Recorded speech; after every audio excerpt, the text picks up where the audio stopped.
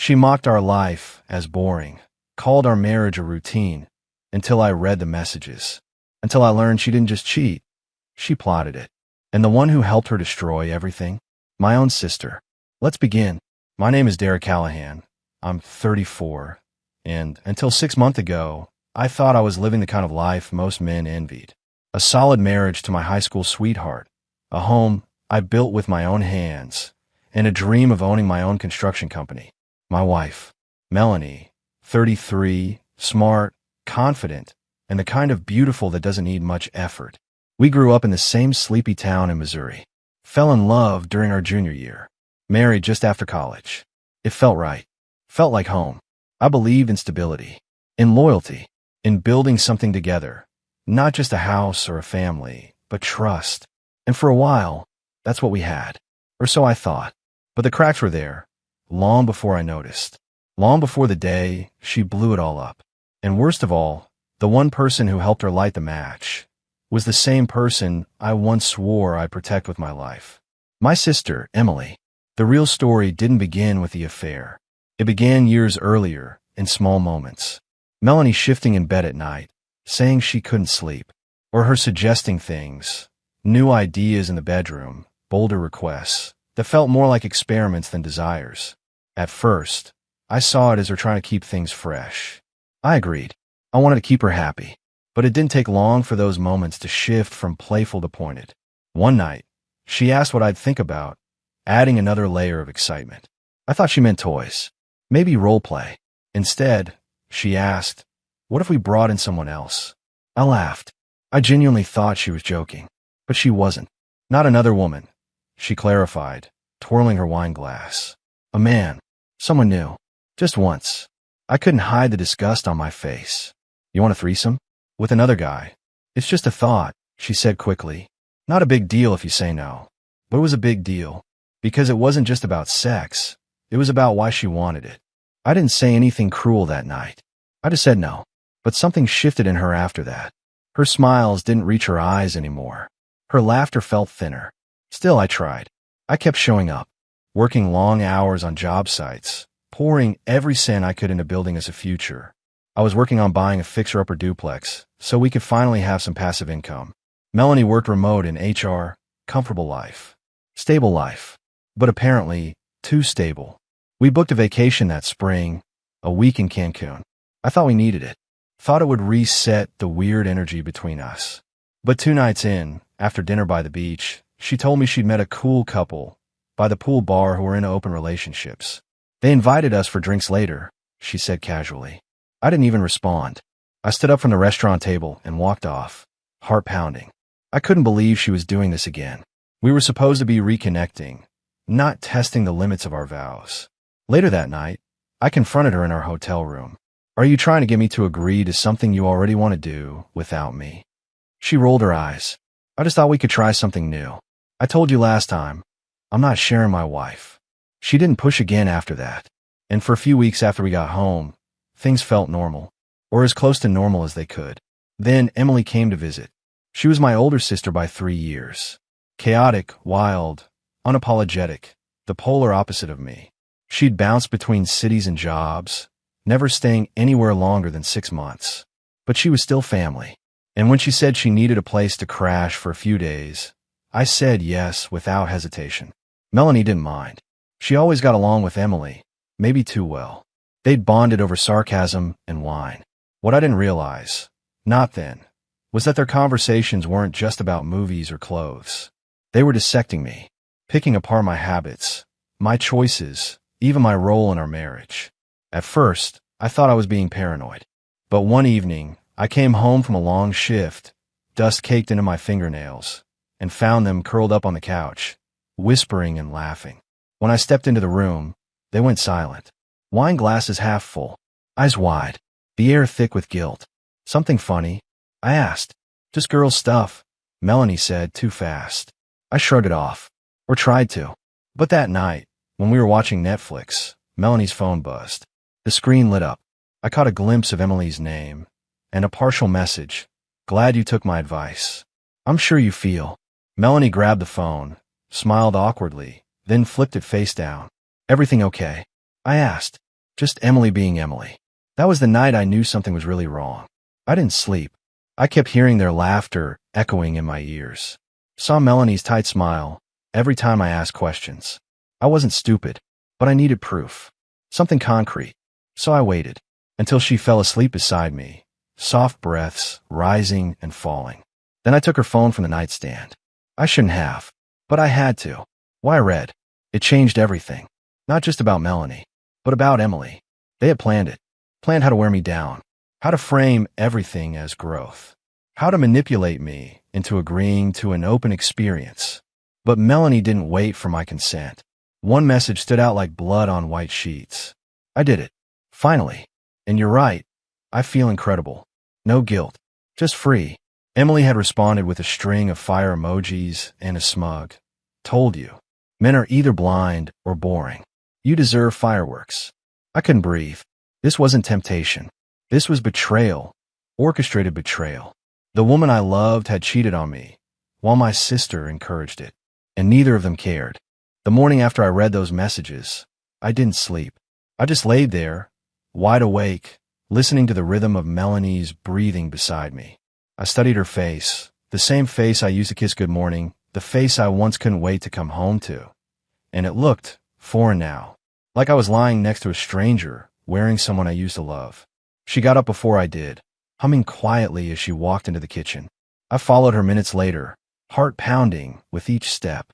She was pouring coffee, just like every morning.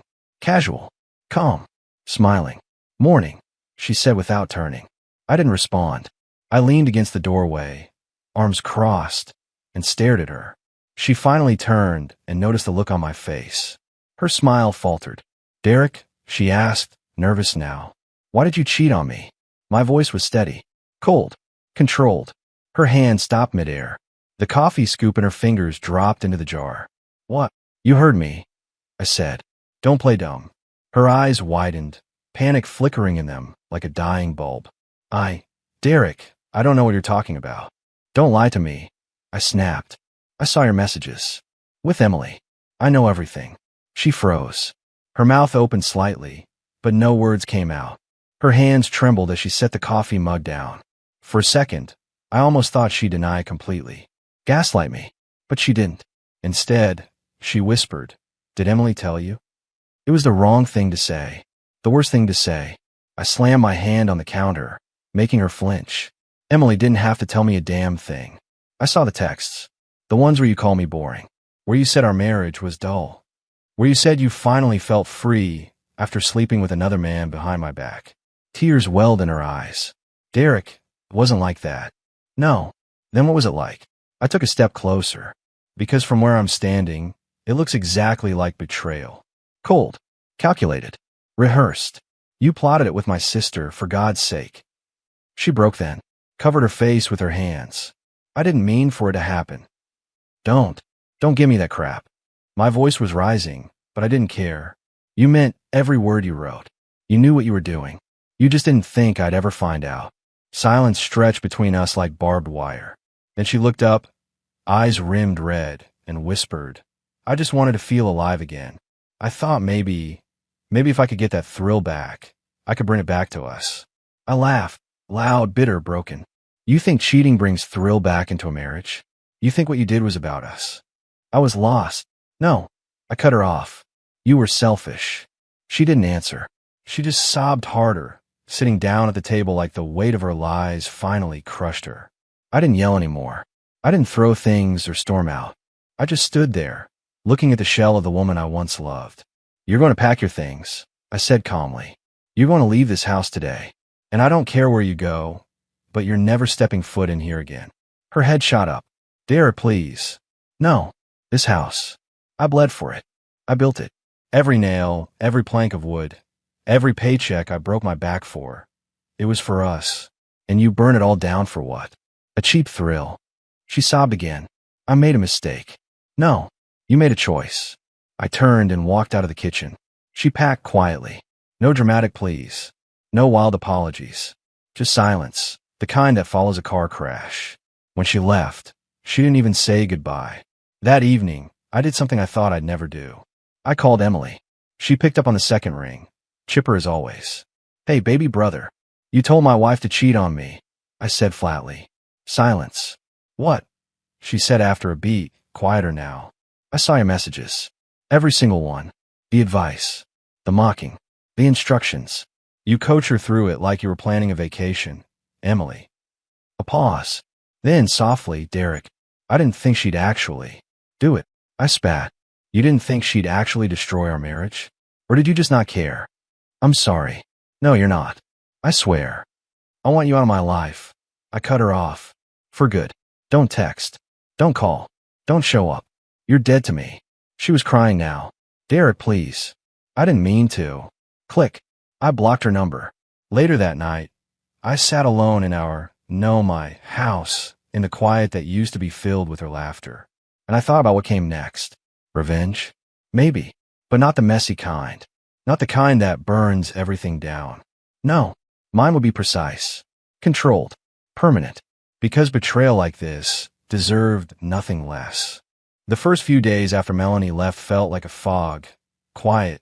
Heavy. Unsettling. Her closet stood half empty. Her toothbrush was gone. Yet the scent of her perfume still lingered in the bathroom. I didn't cry. I didn't rage. I just existed. But underneath that numbness, something sharper was forming. I wasn't going to move on quietly. I'd given her 10 years of loyalty.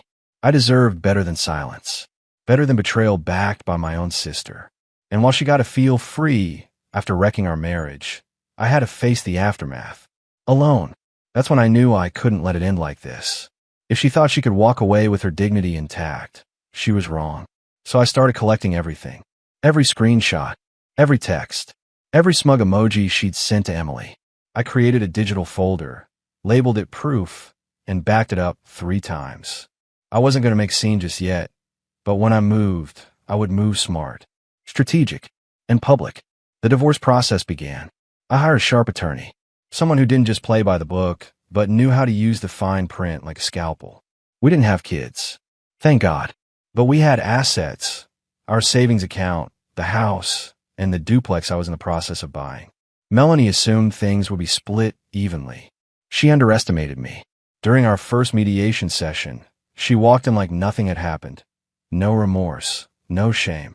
Just her in a beige blouse, smiling like this was a formality. She tried to act cordial. Derek, I just want this to be clean. Fair. I didn't say a word. I simply handed my lawyer the file. He slid it across the table toward her attorney. 5 minutes later, her expression changed. Gone was the calm. In its place, panic. Because she knew what those texts proved. Infidelity. And in Missouri, that matters. Her lawyer leaned over and whispered something. She stopped smiling after that. The negotiation changed instantly. My lawyer pushed hard. No alimony. The house stays with me. And the duplex goes solely under my name. She kept her car, her savings, and her guilt. She didn't argue. Not once.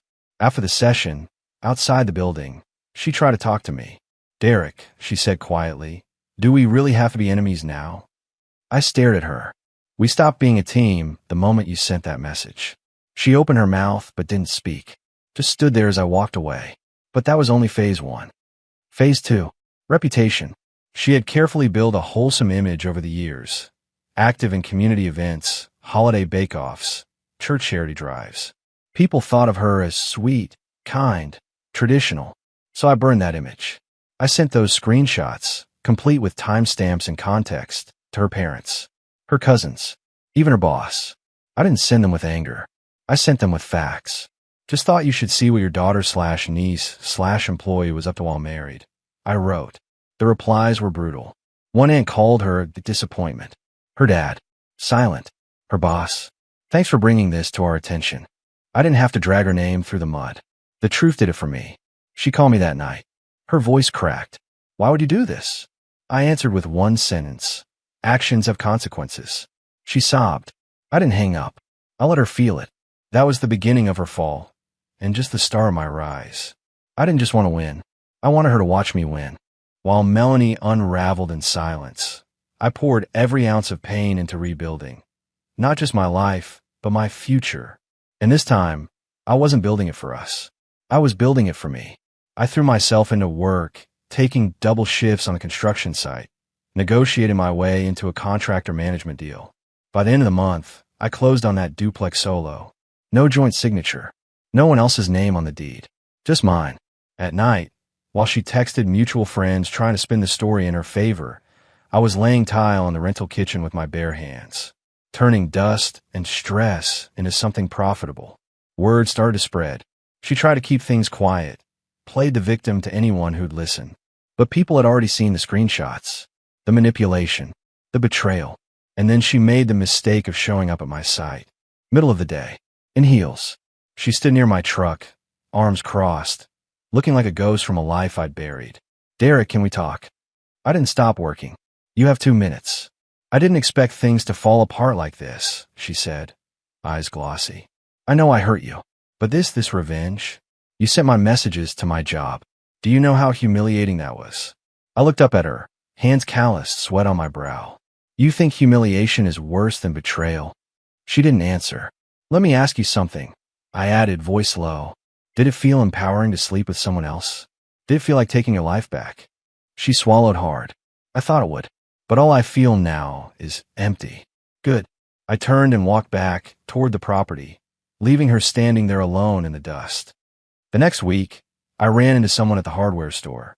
Daniel, one of Melanie's co-workers from HR. Quiet guy, always polite. He recognized me instantly. "Hey man, sorry to hear what happened." I nodded, unsure what to say.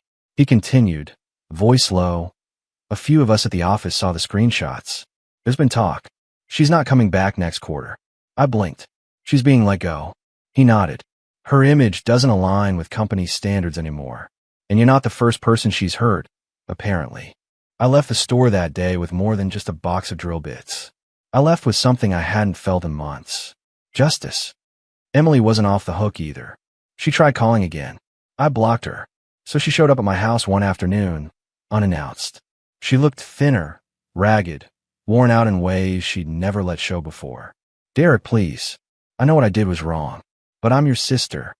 "You were," I replied. "Now you're just someone who turned my wife against me for sport." Tears filled her eyes. I didn't know it would go that far. "Yes, you did." She wiped her face, pleading. "I'm broke. I lost my sublet. I don't have anywhere to go. You should have thought of that before feeding poison into someone I trusted." Her voice cracked. "So that's it? You're just gonna leave me out here?" I stepped forward, looked her straight in the eye. "You left me when I needed you most. You sat on my couch and encouraged the woman I loved to cheat on me. And now you want help." I pulled out a $20 bill from my wallet and placed it in her hand. "For the bus. To anywhere but here." She stood there, shaking, while I closed the door. A month passed. Then 2. Melanie stopped calling. Emily disappeared. And I, for the first time in over a decade, started living for myself. No more compromises. No more guilt. I had shed the weight of betrayal. And now, all that was left was execution. The final move. I had saved it. That one last message. The smoking gun. The one where Melanie confessed what she did and said she felt free. I hadn't shared it with anyone yet. Not even her mother. So I did. It was a Saturday morning. I sent the screenshot in a group message. Her family, a few of her longtime friends, the ones who still hadn't taken sides. No long explanation. No drama. Just one line. "If you still think she's the victim, read this. Then tell me if you'd want this kind of woman in your life." Some responded instantly. Others never replied at all. But the silence that followed. That was my closure. Melanie sent me a single email the next day. No subject line. The body just read, "I know you hate me. I know I deserve it. But I wanted you to know. I think about what I did every day. I don't know how to undo it. I don't expect forgiveness. But I'm sorry. I truly am." I didn't respond. She wanted me to grant her peace. But peace isn't something you're owed. It's something you earn. And some people forfeit the right to it. I moved forward with my business. I signed 2 contracts that made me more money in 4 months than I had the entire previous year. And when I got the keys to my second rental property, I stood alone on the porch and smiled. Not because I was rich or successful, but because I was free, really free. No more manipulation. No more loyalty wasted on the wrong people. Just me, my vision, and a new chapter that I didn't have to share with someone who didn't deserve it. One night, I saw Melanie's social media pop up in my suggested list. I clicked. She dyed her hair, changed her last name back. She looked thinner. Sadder. Her captions read like desperate attempts at being okay. New beginnings. Sometimes life breaks you to rebuild you. But behind every smile, I could see it. She wasn't winning. Not anymore. And Emily, gone from every platform. A ghost. No one in the family spoke of her again. My message had been clear. Loyalty is a two-way street. You turn your back on me, you vanish. I don't need revenge now, because I already got it. They lost me. And in the end, that's what broke them more than anything else.